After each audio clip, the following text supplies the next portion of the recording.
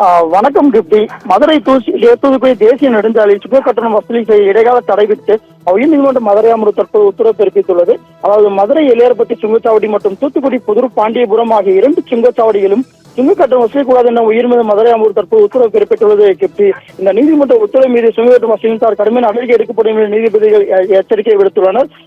தூத்துக்குடி மாவட்டத்தைச் சேர்ந்த பாலகிருஷ்ணன் உயர்நீதிமன்ற மதுரை கிளை அமைச்சர் பொதுமனு தாக்கல் செய்திருந்தால் மதுரை தூத்துக்குடி தேசிய நெடுஞ்சாலை கடந்த 2011ஆம் ஆண்டு முதல் செயல்பாட்டில் உள்ளது என்றும் இந்த தேசிய நெடுஞ்சாலையில் இருபுறமும் மரங்கள் நடுவது மற்றும் நெடுஞ்சாலையின் மீடியாவில் செடிகள் நட்டு பராமரிப்பு உள்ளிட்ட அடிப்படை வசதிகள் செய்து தராமல் தனியார் நிறுவனம் அதான வசதி செய்யப்படுவதை முறையாக பராமரிக்கப்பட்டு மேற்கொள்ளாத காரணத்தால் இந்த நெடுஞ்சாலையில் கட்டணம் 2023ஆம் ஆண்டு தனியார்வத்திற்கு வழங்கப்பட்ட ஒப்பந்தத்தை ரத்து செய்ய வேண்டும் என இந்த மனுவில் தெரிவித்திருந்தார் கெப்டி.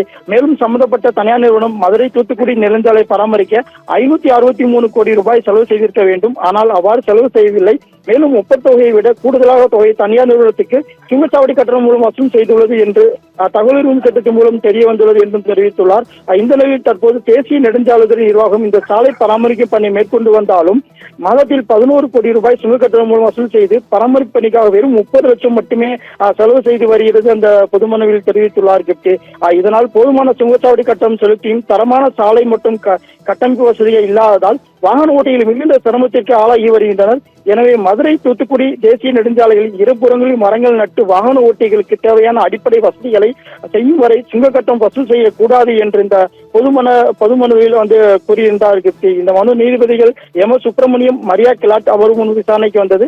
அப்போது மதுரை தூத்துக்குடி தேசிய நெடுஞ்சாலையில் சுங்க கட்டணம் வசூலிக்க இடைக்கால தடை விதித்தும் நீதிபதிகள் தேசிய நெடுஞ்சாலையில் மேற்கொள்ளப்பட்டுள்ள பணிகள் விவரங்களை குறித்தும் அறிக்கை தாக்கல் செய்ய உத்தரவிட்டு இந்த வழக்கை 2 கால வாரங்களுக்கு ஒத்திவைத்துள்ளார்.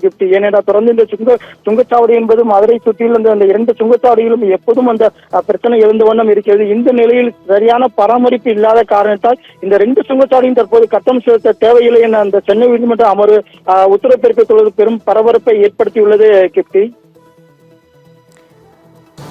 விவரங்களுக்கு நன்றி கார்த்திக்.